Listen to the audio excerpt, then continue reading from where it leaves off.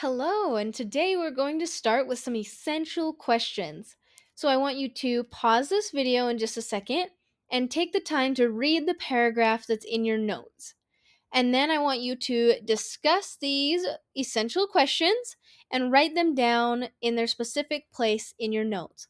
So the first one is, what is the purpose of the scientific method in scientific research and everyday problem solving?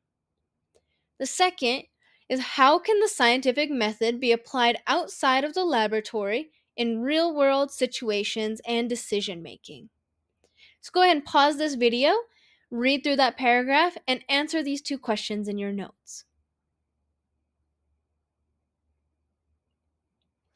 So now that you have read that paragraph and answered those essential questions, let's talk about these for just a moment. So, the first one, what is the purpose of the scientific method in scientific research and everyday problem solving? So, the scientific method is a systematic approach to answering these questions. So, if we think about anything that is happening in the scientific research, that could be new medicines being developed, that could be new health information, veterinarian tactics, any of these would require scientific research. So they are able to use the scientific method to follow these steps so that they can replicate their experiments. They can pass these off to colleagues and have them replicate them as well so that we know what is actually found besides what is accidentally found. This scientific method can also be applied in real world situations through really anything in your life. If you've ever had a question that you didn't know the answer to, that you had to try different things and find a good solution that works for you, you use the scientific method. So, as we go through these steps, let's think about those times that you have actually used it or how it can be used in scientific research. So, the first step to the scientific method would be choose a problem. So you're going to state the problem as a question in your notes and a good example of what that would be. So if you think of any kind of problem and then state it as if it was a question. So one of the good ones that I would know would be that people are afraid of snakes. So how could we make it so that more people are informed and not afraid of snakes? So we have a problem and then we put it into the question form. With that question, we would move on to researching our problem. So we would read books, we would get advice from experts, we would make observations, we would even use the internet, we would use scientific articles, and we would research our problem.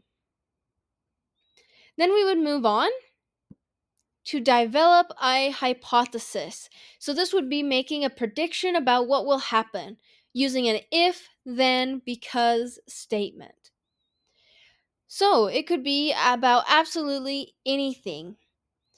One of the things that I could think of would be if testing if you are lactose intolerant. So, if I drink milk, then my belly would be upset because I am lactose intolerant. That would be a example of a hypothesis you would use in your real life. Then you would design an experiment that would test your hypothesis, and this should use measurable results. So something that you can measure, whether that is qualitatively or quantitatively. So whether that would mean using numbers or using observations to develop something that would indicate quality or poor quality. And then finally, you would draw your conclusion. You're going to analyze your data and summarize your findings after you test your hypothesis. And then you are going to, after you conduct your experiment and record the date, you're going to organize your data and create some kind of chart or graph of your data. So now it would be drawing your conclusion for the scientific method.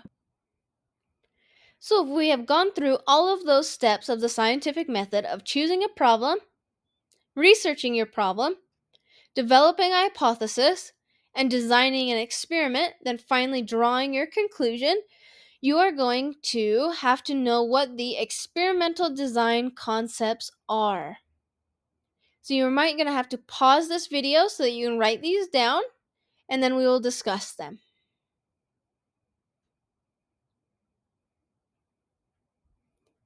So the independent variable. This is the variable that is purposely changed by the experimenter. We are going to do an experiment later on in this lesson about plants. So if we think about, for this experiment, our independent variable is what we are going to purposely change. Then our dependent variable will be what we measure, so that would be the plant growth. Our constant will be all the factors that are kept the same during the experiment. So this would be, for example, if I chose to have my experiment be about what different liquids makes the plant grow, then my constants would be I would have to use the same plant, I would have to use the same soil type, I would have to use the same size of pot, I would water them the same amounts and the same day. So the control would be the plant that I would water with water. So that would be the control. And the repeated trials is the number of objects or organisms that undergo the treatment for each value of the independent variable, or the number of times the experiment is repeated. So each plant that I use would be the repeated trial, or if I did it several times with several different plants, that would also be a repeated trial. So when we are doing these experiments, it is very important that we know what each variable or constant or control is, and we need to record those when we are doing our experiment. Something else that we need to record would be our data, and we need to record it through accurate measurements. So in science, we use time in the measure of the 24-hour, or sometimes people call it the military time. So you're going to use military time in order to measure your time measurements so that it is accurate. And then you are also going to use either Celsius or Fahrenheit, where the freezing point of Celsius is 0. For Fahrenheit, it is 32 degrees.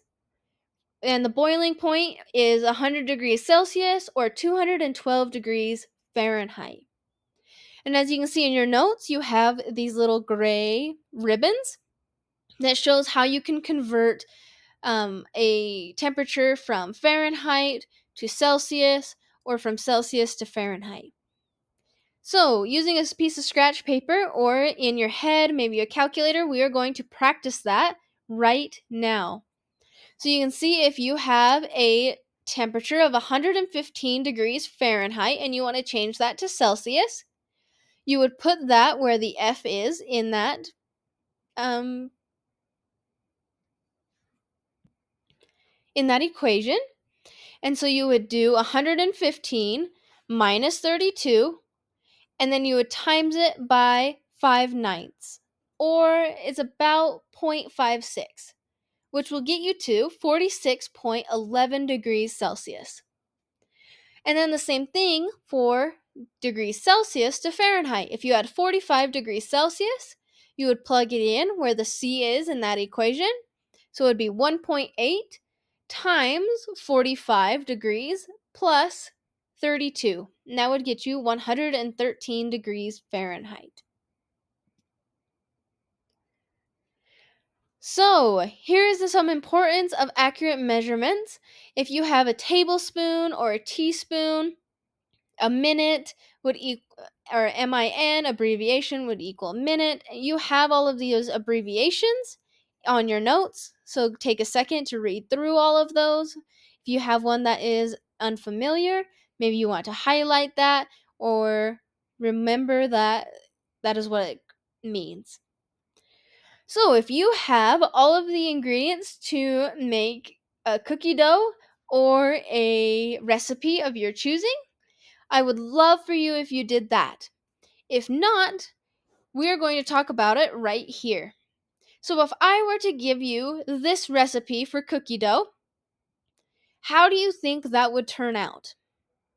So, if I said to make cookie dough, you needed a cup half full of flour, it needs to be half full of brown sugar, a quarter cube of butter, half a spoon of vanilla extract, a pinch of salt, 2 spoons of milk, and a handful of chocolate chips. If you were to create this, how would that turn out? What would some of these measurements even mean? So, how would you do if you did this? What if I said instead of half full of flour, what if I said a half cup of flour? Or a quarter cup of brown sugar? Or 1/4 cup of butter? And half a teaspoon of vanilla extract? And a quarter teaspoon of salt? And 2 tablespoons of milk? And maybe a quarter cup of chocolate chips? How would that recipe compared to this one? The one that is more accurate would turn out better, right? Because it is so important to have accurate measurements. So if you are able to try a recipe, then I want you to go ahead and try that recipe now and make sure that you do those measurements and practice measuring really accurately. And then I want you to come back to this video either later today or maybe on the next day and finish out this video. If not, then let's just continue. Hey, with graphs, there are 3 types of graphs. There's a pie graph, a bar graph, and a line chart. These are important to showcase your measurements and to showcase your designs for your experiment. So, why do we use graphs in science? Well, this is to make numbers visual. A lot of people will see a whole big list of numbers, or maybe they will see a paragraph of information and they won't read it. But if they see something simple like one of these graphs, they are more likely to see your conclusion and understand the conclusion of your experiment. So let's talk about each one of these graphs. So you have a pie graph. A pie graph data usually equals 100%. So how would you graph this table? I want you to go ahead and try graphing this table in your notes.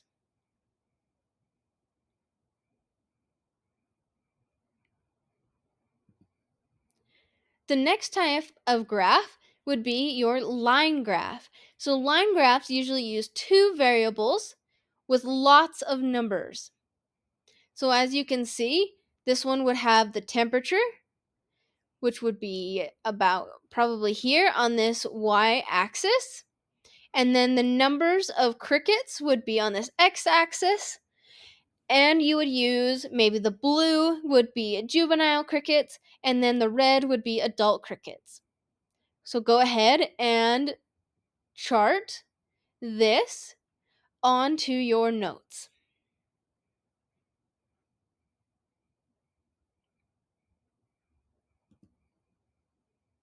And the third type of graph would be a bar graph. So these are easy to compare results and they're easy to see an average. So you must start with an X and Y axis. You can see here that you have the number of students on the Y axis, and then you have the period that they are in on the X axis. So you have 25 in the first class, 33 in the second, 29 in the third, and 27 in the fourth. So you can see that the one that has the most kids would be the second class. Go ahead and graph this on your notes as well.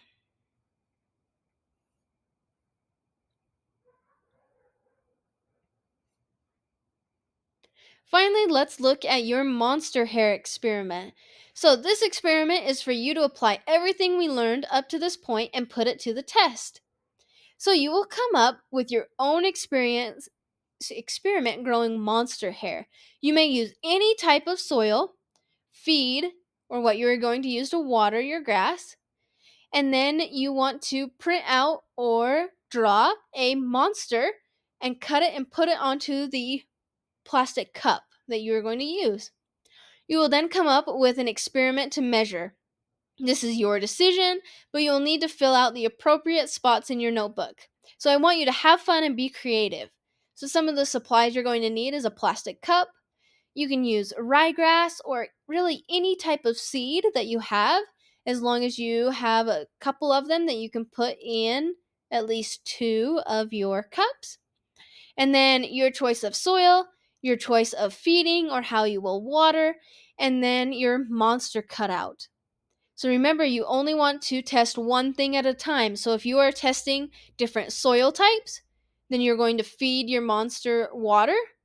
If you are wanting to see the difference in the feeding, then you're going to have just a normal soil type. So go ahead and finish this experiment. It's going to take several days to collect all of the data, and then finally you're going to graph it at the end of it. So follow along with this experiment for however many days that you need to until something grows, and you can measure it for a few days and then graph your results.